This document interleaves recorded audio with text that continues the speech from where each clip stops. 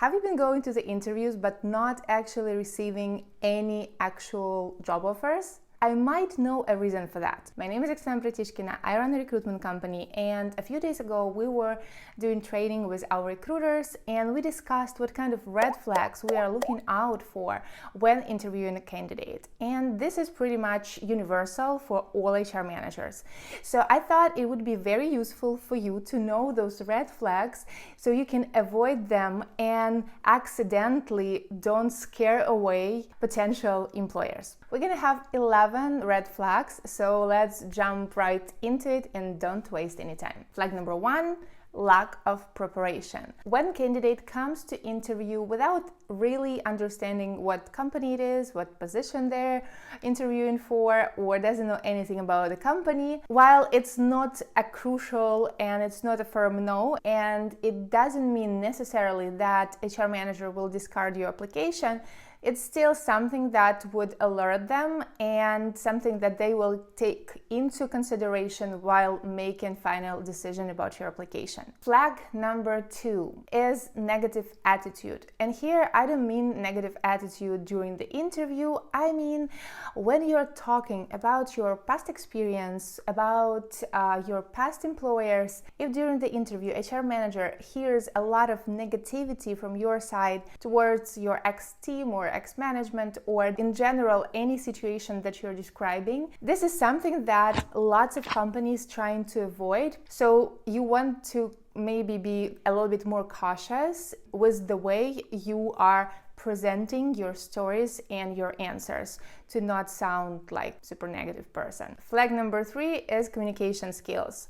While not every job description requires you to be like super communicative person, you still have to communicate with your management, with your team, and communication skills are important. So when HR manager sees that candidate is having trouble forming their thought or answering the question or expressing themselves, this would indicate poor communication skills, and this would be something that could steer them away from your application. This is why in my previous videos, I leave link here, I was talking a lot about preparation, how to get ready, what kind of questions to expect, because especially if you're doing an interview in English and this is your second language, you already might have this like a little bit of a language barrier. So if you have an expected question or if you haven't prepared, this would be harder for you to navigate through interviews. So make sure to get ready before interview and practice your answers in advance so you minimize this opportunity for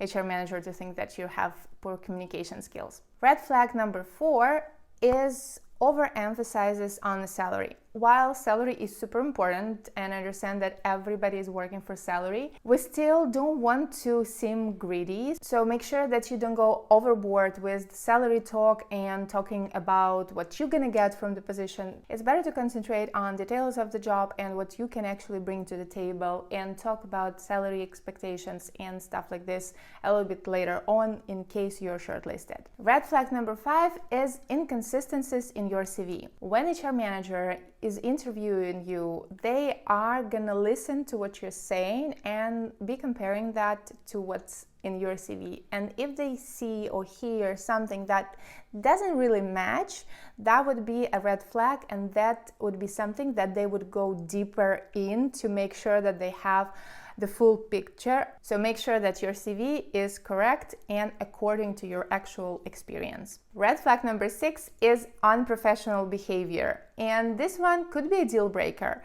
While there are a lot of levels to unprofessionalism, from like little slips to actually, I don't know, drinking beer at the interview, you want to make sure that you are on time, that you look appropriate for an interview, that you are using professional language, that you don't swear or you don't say or ask anything inappropriate. This one could be a really big one, and if HR manager sees something that is totally against their company policy, they may disqualify you right away. Let's move on to red flag number 7. This one is about lack of enthusiasm. I know that when you're going through a lot of interviews and going through the same questions, it may get kind of tiring and you may lose some of your energy along the way. But the thing is, this is the first time HR manager sees you and interviews you for this specific position. And if they see or at least suspect that you are not really interested in the position, this would be definitely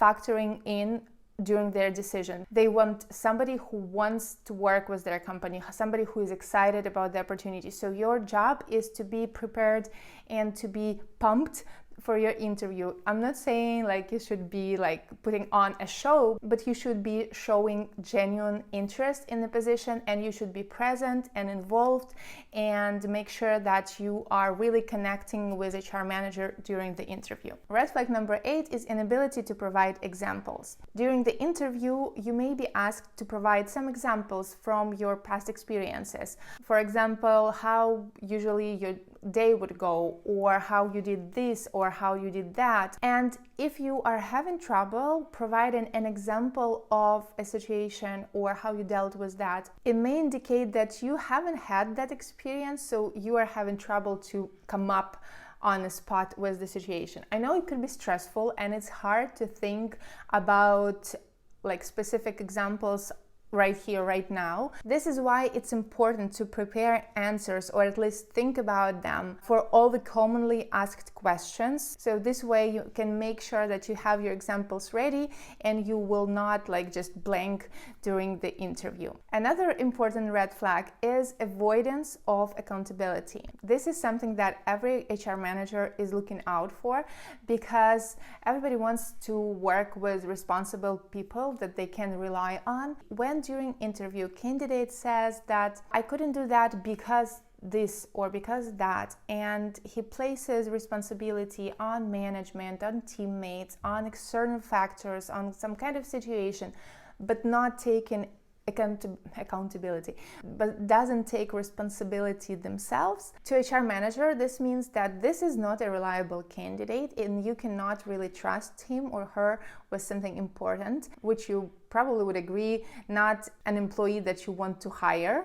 Okay, we are getting closer to the end. 2 more red flags. Red flag number 10 is unrealistic expectations. Make sure when you are answering questions about your expectations, whether it's salary, working hours, responsibilities, workload, anything, that it is kind of within what's market offering. It could be on a higher or lower edge of that, but it still should be realistic. For example, we had a person who applied for a barista position and her salary expectations were $10,000 per month. While it's ambitious and great for her, this is absolutely unrealistic for the market, for like anybody who is living in this world. So make sure that your expectations are realistic. Otherwise, you may come across as like a not serious, maybe a little bit childish, or just unreasonable person, which nobody would want to deal with. Okay, now we're down to our last red flag for today. And this one actually could prevent you not from just getting a job offer, but to actually getting an interview. So this is an important one. And it is inconsistencies in your career path. So if you've been changing jobs a lot and in your CV, HR manager sees that you worked here for a few months, there for a few months, what it tells HR manager is that you're having kind of lack of commitment. So you don't know really what you want and you easily leave jobs.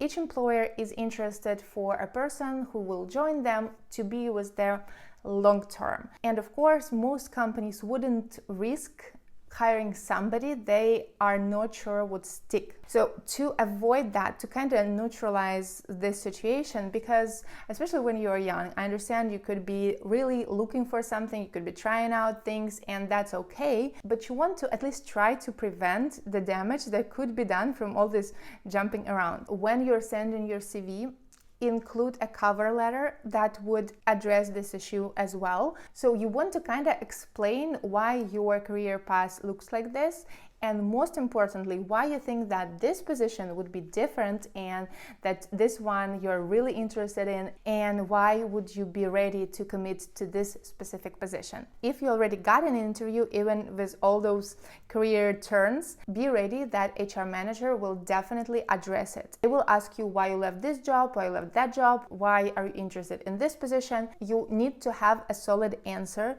in advance so you don't try to make it up as you go, to look more confident in your decision, in your commitment for this specific role. As always, I hope that was useful. Thank you so much for watching, and I'll see you in the next videos.